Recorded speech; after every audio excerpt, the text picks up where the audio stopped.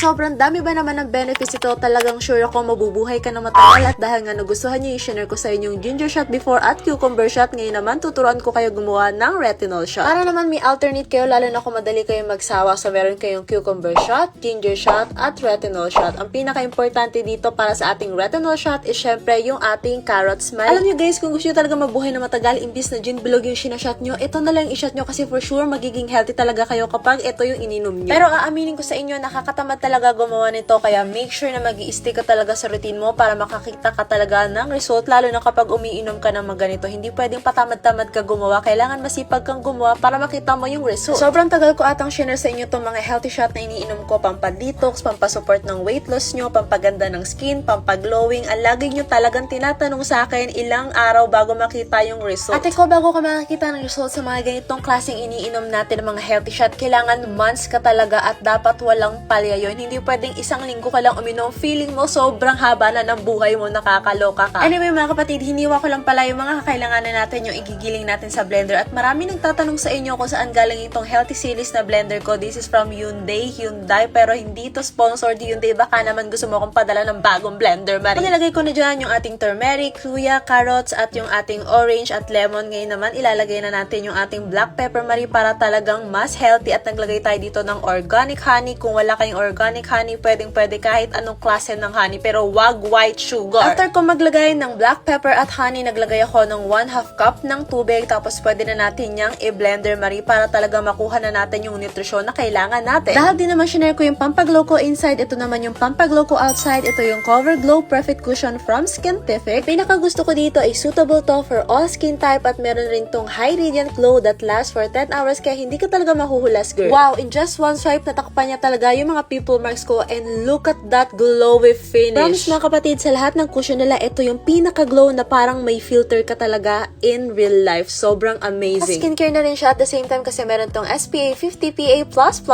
O diba? Bongga! After 365 years, pwede na natin yung isala para talagang mapigana natin yung katas niyan, at pwede na nating ilagay sa maliliit na bote para mainom na natin yung mga ginger shot natin. Marami din pala nagtatanong sa inyo kung ano yung ginagawa ko dito sa mga tira-tirang sapal, man. Kaya huwag yung itatapon yung mga pinaggilingan ng mga prutas natin kasi pwede nyong gawing mask yan sa mukha. Yes, lakas makaglow din yan sa mukha, promise. At syempre, pwede rin niya maging fertilizer sa ating mga pananim. Kung meron kayong mini garden dyan sa harap ng bahay nyo, ilagay nyo yan kasi makakatulong yan para sa mga halaman nyo. At ito ata yung pinaka-inaabangan nyo o gusto nyo marinig. Alam nyo ba, ito yung pinaka-pampa-debloat. Kung lagi kang bloated, makakatulong to, at meron tong vitamin A at vitamin C, nagpo-promote to ng glowing and clear skin. O diba, saan ka pa? Alam nyo ba na nakakatulong to sa turnover ng collagen production natin at nakaka-reduce to ng inflammation. Kaya kung ako sa inyo, shot nyo na talaga to kaysa gin bilog yung sinashot nyo kasi gaganda talaga yung skin nyo. Kaya mga kapatid, kung may kilala kayo na talagang gusto nila maging healthy skin, maging Korean skin, talagang ito ipashot nyo sa kanila kaysa mga gin bilog yung sinashot nyo, itong retinol shot. Itry nyo tong recipe ko na for sure magugustuhan nyo. At ito din yung lagi yung tanong sa akin, Ate Aya, pwede po bang wala siya sa ref? Hindi po pwede, i-ref nyo siya.